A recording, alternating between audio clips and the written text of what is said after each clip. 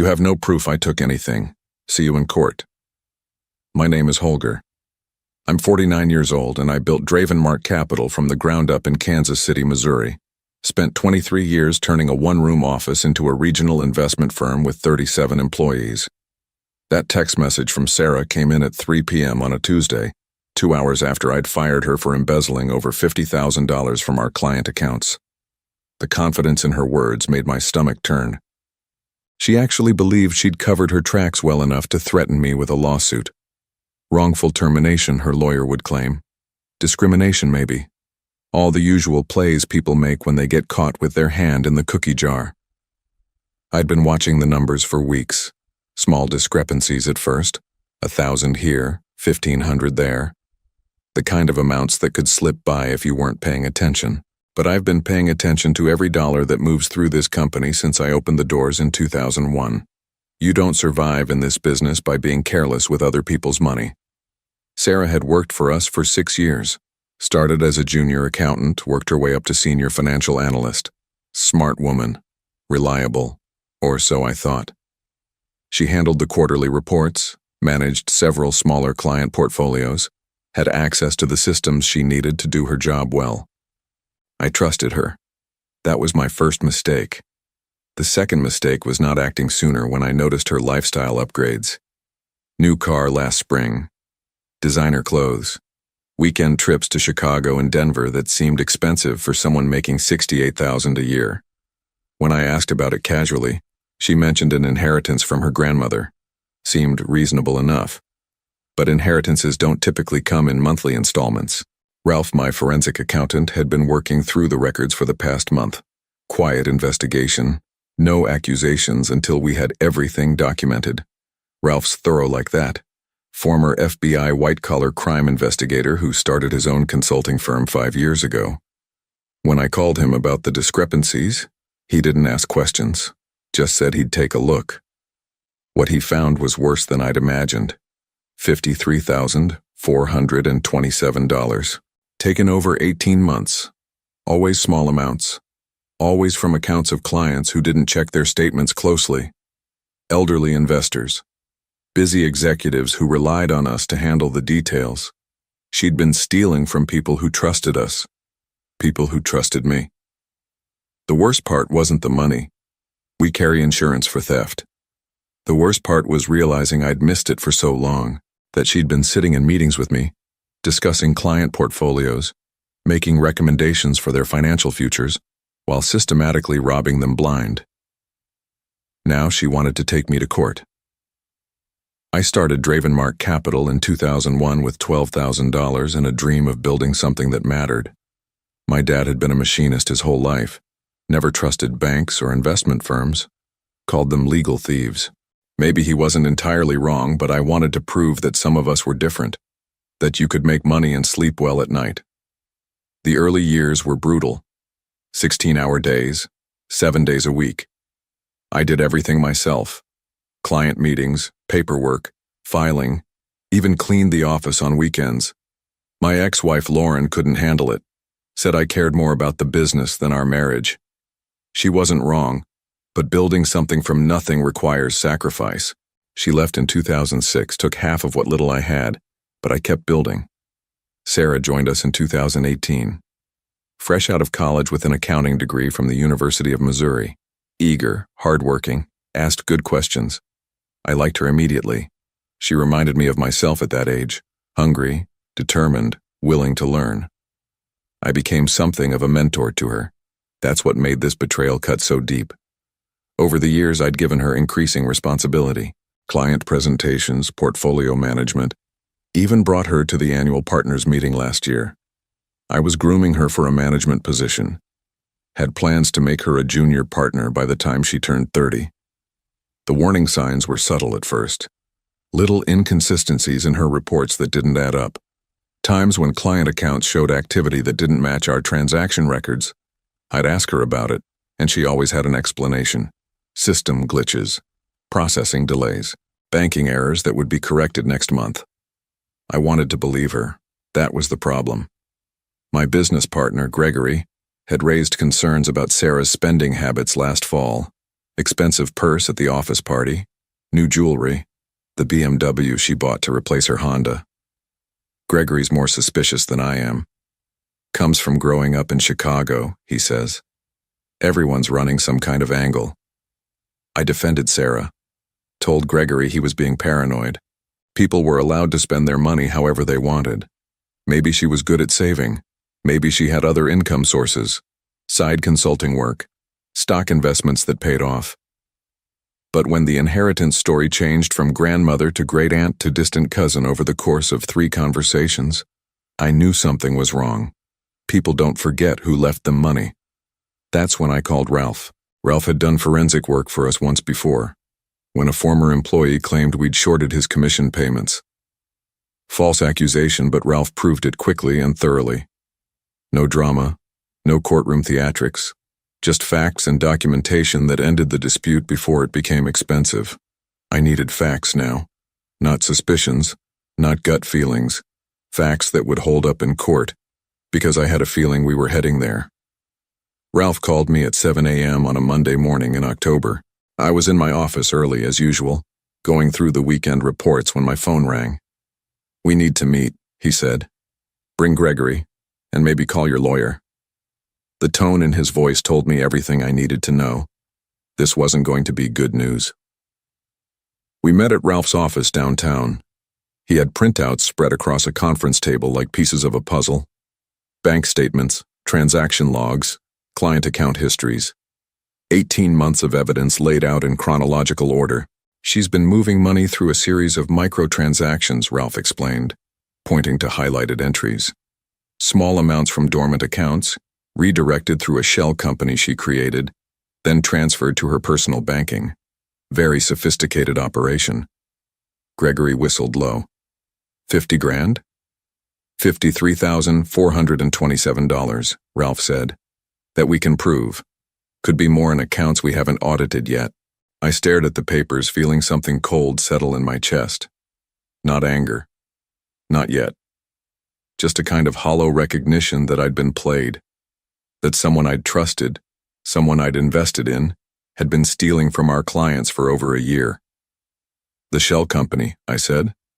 "When was it formed?" Ralph flipped through the documents. "March 2023. 3 months after you gave her access to the portfolio management system." That hit like a punch to the gut. She'd started planning this theft almost immediately after I'd promoted her. All those conversations about her career goals, her appreciation for the opportunities I'd given her, her excitement about becoming a partner someday. All lies. "There's more," Ralph continued. "She's been careful about which accounts to target. Elderly clients who don't check statements regularly. Business accounts for clients who are too busy to notice small discrepancies. She studied their patterns before she started taking their money." Gregory shook his head. "Calculated." "Very calculated," Ralph agreed. "This wasn't desperation or a moment of weakness. This was a deliberate long-term plan to defraud your clients." I sat back in my chair, processing the magnitude of what Sarah had done. Not just to me, but to people who'd trusted us with their life savings. Retirement funds, college accounts, money that represented years of hard work and careful saving. She'd stolen their futures piece by piece while smiling at them during quarterly reviews. "What do we do now?" Gregory asked. I looked at the evidence spread across the table. Documentation that would destroy Sarah's life if we chose to use it. End her career. Send her to prison. Ruin any chance she had of rebuilding. "We fire her," I said. "Today. Clean out her desk, revoke her system access, escort her from the building. Then we call the police." "She's going to deny everything," Gregory warned. "Let her," I said. "Ralph's got the proof." I had no idea how right Gregory would be about her denials, or how confidently she'd try to turn the tables on us. I called Sarah into my office at 2 p.m. that Tuesday. Gregory was there as a witness along with Janet from Human Resources. Standard procedure for terminations, though this wasn't standard at all. Sarah walked in with her usual confidence. Professional smile, tablet in hand, ready for what she assumed was a routine meeting. She'd always been good at projecting competence. Have a seat, I said. She did, crossing her legs and looking expectant. What's on the agenda today? Your employment with Dravenmark Capital is terminated effective immediately, I said. We're prepared to discuss the circumstances if you'd like, but the decision is final. The smile faded. What, Holger, what are you talking about? We've discovered irregularities in several client accounts under your management, Gregory said. Significant irregularities. Sarah's face went through a series of micro-expressions, confusion, then calculation, then a kind of controlled panic. I don't understand. What kind of irregularities? Missing funds, I said. $53,427 to be precise. That's impossible, she said quickly. If there are discrepancies, they're system errors, banking delays. I can explain every transaction in those accounts. Janet handed her a termination letter and a box. You'll need to pack your personal belongings and surrender your access cards and company equipment. Sarah stared at the letter without reading it. You're making a mistake, a huge mistake. I've never taken anything that didn't belong to me. We have documentation, I said. What documentation? Show me. That's not going to happen, Gregory said. Legal will handle any questions about evidence. Sarah stood up, her professional composure cracking. This is insane. I've given 6 years of my life to this company. 6 years. And you're firing me based on what, some accounting errors? Pack your things, I said. She looked at me with something approaching betrayal in her eyes, as if I was the one who'd broken trust. You know what, Holger? Fine. Pack my things, walk me out like a criminal. But you haven't heard the last of this. 2 hours later, I got the text message. You have no proof I took anything. See you in court. The confidence in those words bothered me more than the threat itself. She genuinely believed she could beat this. Either she was delusional, or she knew something I didn't. Wednesday morning brought a call from an attorney named Douglas Pierce. Expensive voice, downtown address, the kind of lawyer who charges by the minute for phone calls. Mr. Holger, I represent Sarah Williams regarding her wrongful termination from your firm. My client was dismissed without cause and without following proper procedures. We're prepared to file suit unless this matter can be resolved quickly. She was terminated for theft, I said. Alleged theft, Pierce corrected. My client denies any wrongdoing. More importantly, she's informed me that her dismissal may have been motivated by her recent complaints about workplace harassment and discrimination. That stopped me cold. What complaints? I'm not at liberty to discuss the details over the phone, but I'm sure you understand the seriousness of these allegations. My client is prepared to file with the Equal Employment Opportunity Commission in addition to pursuing wrongful termination damages. I felt the ground shifting under my feet. This wasn't just about the money anymore. Sarah was trying to turn herself into the victim, paint me as the aggressor, use the legal system to hide her crimes behind a shield of civil rights violations. Your client stole over $50,000 from our client accounts, I said. That's a very serious accusation to make without proof, Pierce replied smoothly. I hope you have documentation to support such claims. My client certainly doesn't. After he hung up, I sat in my office staring at the phone. Sarah wasn't just denying the theft.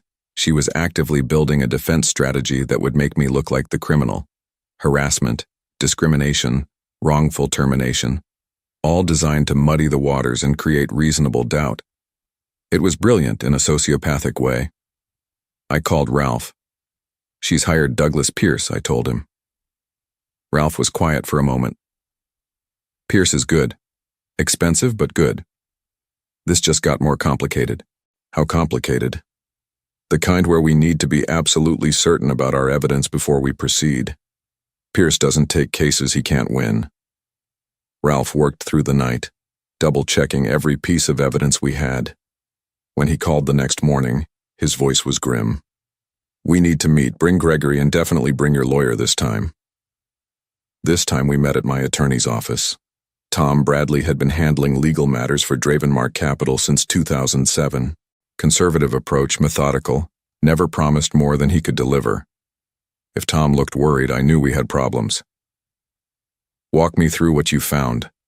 Tom said to Ralph. Ralph spread out the documents again, but this time, I noticed gaps. Missing transaction records, incomplete paper trails, evidence that should have been ironclad but wasn't. The problem is digital forensics, Ralph explained. Sarah was smart enough to cover her tracks in the system. She deleted transaction logs, modified backup files, even corrupted some of the archived data. What we have is strong circumstantial evidence, but Pierce is going to argue that missing money doesn't prove theft. What about the shell company? Gregory asked. That's where it gets interesting, Ralph said. The company exists, but it's not registered under her name. It's registered under the name of her boyfriend, someone called Jake Morrison. If Sarah claims she didn't know about the company, or that Morrison was acting independently, it creates reasonable doubt. Tom leaned back in his chair. So we can prove money went missing, and we can prove it ended up in an account connected to her boyfriend. But we can't definitively prove she personally authorized the transfers. Exactly, Ralph said. And there's something else. I did some background checking on Pierce. He specializes in employment law, specifically cases involving financial institutions accused of retaliation against whistleblowers. I felt my stomach drop. Whistleblowers? Sarah's building a narrative where she discovered irregularities in client accounts, reported them internally, and was fired for asking too many questions. Pierce will argue that you terminated her to prevent her from exposing larger problems within the firm. That's insane, Gregory said. She's the one who stole the money. But can we prove it in court? Tom asked. Beyond a reasonable doubt? Ralph was quiet for a long moment. With what we have now, it would be close. Too close for comfort. I stared at the conference table, feeling everything I'd built over 23 years hanging in the balance. Sarah had planned this better than I'd realized. Not just the theft, but the cover-up, the legal strategy, the public relations nightmare of being accused of retaliating against a whistleblower. There has to be something else, I said. Some way to prove what really happened. Ralph nodded slowly. There might be, but it's going to take time, and it's going to require resources, more forensic investigation, digital recovery of deleted files, maybe even surveillance of Sarah and her boyfriend to see if they're still moving money. How much time? Tom asked. Weeks, maybe months. And how much will it cost? I asked. Ralph named a figure that made Gregory wince. But there's another option, he continued. We could settle, pay Sarah's legal fees, give her a severance package, make this go away quietly. It would be cheaper than a prolonged legal battle. I thought about that for exactly 3 seconds. No. Holger, Tom warned. This could get very expensive, very public, and very messy. Even if we win, the damage to your reputation could be significant. She stole from our clients, I said, from people who trusted us with their life savings. I'm not paying her to walk away. Then we fight, Ralph said. But we do it smart. No more confrontations. No more public statements. We gather evidence, build an airtight case, and let the facts speak for themselves. How do we start? I asked. Ralph smiled for the first time that day. We finish what we started, but this time, we don't give her any warning. Ralph's plan was methodical and quiet. No dramatic confrontations, no public accusations, just careful, systematic investigation designed to uncover the truth Sarah thought she'd buried. The first step was digital forensics. Ralph brought in a specialist from Denver, a former NSA analyst who understood how to recover deleted data from corrupted systems. It took 2 weeks, but they managed to reconstruct most of the transaction logs Sarah had deleted. The recovered data was damning. Not just the stolen money, but the planning that went into it.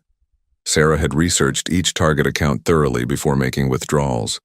She'd studied client patterns, identified optimal timing for transfers, even calculated how long she could steal from each account before the discrepancies would be noticed. But Ralph wasn't satisfied with digital evidence alone. He wanted human intelligence. Jake Morrison is the weak link, he explained during one of our weekly strategy meetings. 26 years old, no previous business experience, suddenly operating a consulting company that's received $53,000 in mysterious payments. He's not a criminal mastermind. He's a patsy. What do you want to do? I asked. I want to talk to him. Not officially, not as part of any investigation, just a conversation between businessmen about his consulting services. Ralph's approach was brilliant in its simplicity. He contacted Morrison's shell company about potentially hiring them for financial consulting services. Morrison, eager for legitimate business, agreed to a meeting at a coffee shop in downtown Kansas City. Ralph recorded the conversation. Morrison had no idea who Ralph really was, and no idea that his girlfriend was facing embezzlement charges. When Ralph asked about the company's previous clients and revenue sources, Morrison was surprisingly forthcoming. Most of our income has come from one client, Morrison admitted. Financial services work. My girlfriend Sarah set it up. She said her company needed to outsource some accounting functions, and she recommended us for the contract.